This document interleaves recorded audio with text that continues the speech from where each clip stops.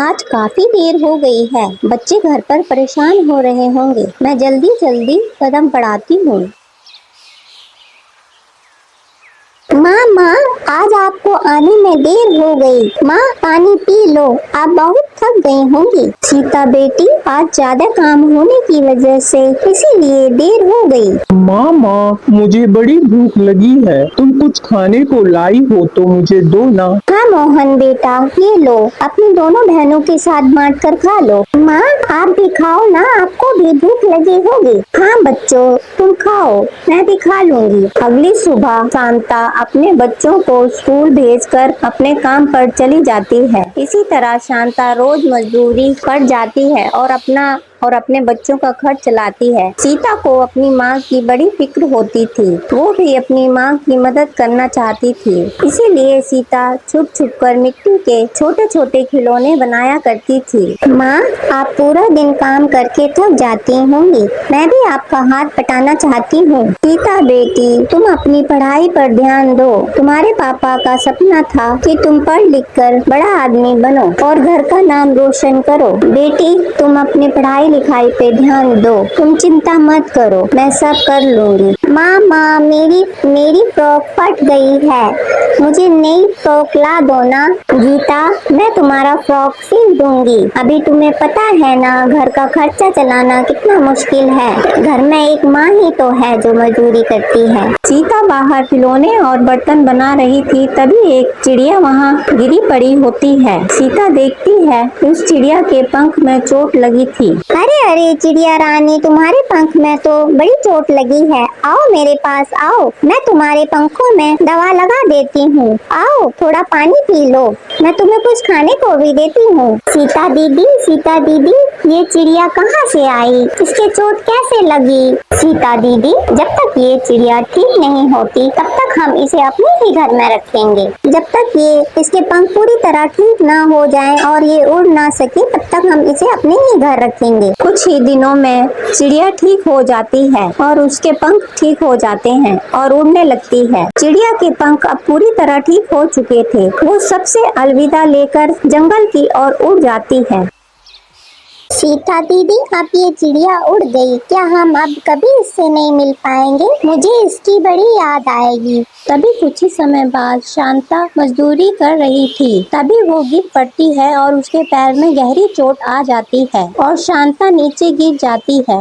अरे शांता बहन, क्या हुआ? उठो, तुम गिर गई। हाय, मेरे पैर में चोट लग गई, भैया मुझे उठाओ तो जरा। दूसरा मजदूर देखता है शांता के पैर में काफी चोट लग गई थी। वह उसे उसके घर छोड़ देता है और बैद जी को बुला लाता है। शांता बेटी, तुम्हारे पैर में काफी गहरी चोट आई है। अब तुम्हें कुछ दिन तक आराम करना पड़ेगा, काम पर नहीं जाना है। ये दवा टाइम से लेती रहना। अगर तुमने ज्यादा पैर को हिलाया तो तुम्हारा पैर ज्यादा खराब हो सकता है। कुछ दिन आराम करना, काम पर मत जाना। बैद जी, मैं काम पर नहीं जाऊंगी तो मेरे बच्चे भूखे मर जाएंगे। आपको तो पता है मैं ही तो हूँ इन बच्चों का सहारा। शांता बेटी, मैं समझता हूँ तुम्हारी मजबूरी, मगर बेटी तुम्हारे पैर में काफी गहरी चोट आई है, इसलिए तुम काम नहीं कर सकती। अच्छा बेटी, मैं अब चलता हूँ। मामा, आपके पैर में काफी चोट आई है। माँ, आपके पैर में काफी चोट है, आपको बड़ा दर्द हो रहा होगा ना माँ? चुप हो जाओ मेरे बच्चों, मैं जल्दी ठीक हो जाऊंगी, तुम फिक्र मत करो। अगली सुबह, सीता बेटी। हाँ माँ, बोलिए क्या हुआ? सीता बेटी, तुम सब स्कूल जाओ। माँ, मैं स्कूल नहीं जाऊंगी, गीता और मोहन को भेज देती हूँ। मैं आपकी देखभाल करने के लिए घर में ही रुक जाऊंगी। सीता बेटी, मैं अपना ख्याल रख लूंगी, तुम स्कूल चली जाओ, तुम्हारी पढ़ाई खराब हो जाएगी। नहीं माँ, मैं स्कूल नहीं जाऊंगी, जब तक आप पूरी तरह ठीक नहीं हो जाती मैं स्कूल नहीं जाऊंगी। सीता ने जो मिट्टी के खिलौने बनाए थे, सीता अपने छोटे भाई मोहन के साथ खिलौने बेचने चली जाती है। सीता के मिट्टी के खिलौने थोड़ी ही देर में बिक जाते हैं और उन पैसों से सीता अपनी माँ के लिए दवाई ले आती है। ये दवाई कहाँ से लेके आई? तुम्हारे पास तो पैसे नहीं थे। माँ, मैंने जो मिट्टी के खिलौने बनाए थे वही खिलौने बेचकर आपकी दवा लेके आए हैं। सीता मेरी बच्ची, मेरी रानी बेटी, मैं कितनी मजबूर हूँ। मेरे होते हुए मेरे छोटे छोटे बच्चों को बाहर काम करने जाना पड़ रहा है। भगवान मुझे जल्दी ठीक कर दो ताकि मैं काम पर जा सकूं।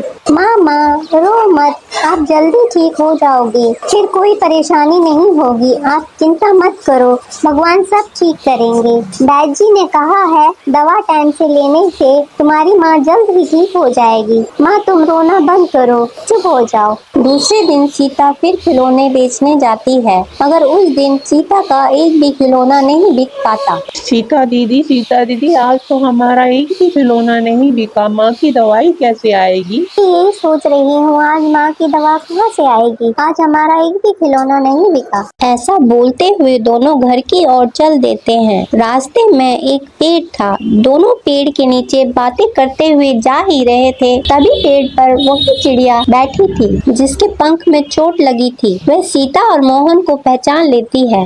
वो चिड़िया आम चिड़िया न होकर जादुई चिड़िया थी। चिड़िया दोनों की बातें सुन लेती है। जादुई चिड़िया सीता की टोकरी में कुछ खाने पीने का सामान और पैसे रख देती है। दोनों बच्चे घर की ओर चल देते हैं। दोनों बच्चे घर पहुंच जाते हैं। जैसे ही सीता टोकरी नीचे रखती है, टोकरी को भरा देखकर सब हैरान हो जाते हैं। सीता बेटी, इतना सारा सामान और पैसे कहाँ से आए? सीता और मोहन दोनों एक दूसरे की ओर देखने लगते हैं कि इतना सारा सामान कहाँ से आया। सभी बड़े खुश हो जाते हैं। सीता उन्हीं पैसों में से अपनी माँ की दवा ले आती है। अब सीता और मोहन रोज खिलौने बेचने जाते थे और रोज उनकी टोकरी ऐसे ही पैसों और फल से भर जाती थी। सीता और मोहन समझ नहीं पा रहे थे कि ये सब कुछ कैसे हो रहा है। सीता एक दिन उसी पेड़ के नीचे बैठी थी, तभी वो क्या देखती है कि वहीं एक चिड़िया दिखाई देती है। सीता को समझ आ जाता है कि ये वही चिड़िया है जिसके पंख में चोट लगी थी। ये आम चिड़िया नहीं है। सीता को सब समझ आ जाता है। अरे चिड़िया रानी,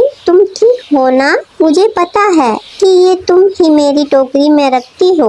तुम एक जादुई चिड़िया हो, तुम आम चिड़िया नहीं हो। तुमने जो हमारे लिए ये सब कुछ किया है, इसके लिए मैं तुम्हारा धन्यवाद करती हूँ। तुमने हमारे परिवार की बड़ी मदद की है। जादुई चिड़िया मोहन और सीता से अलविदा लेकर उड़ जाती है।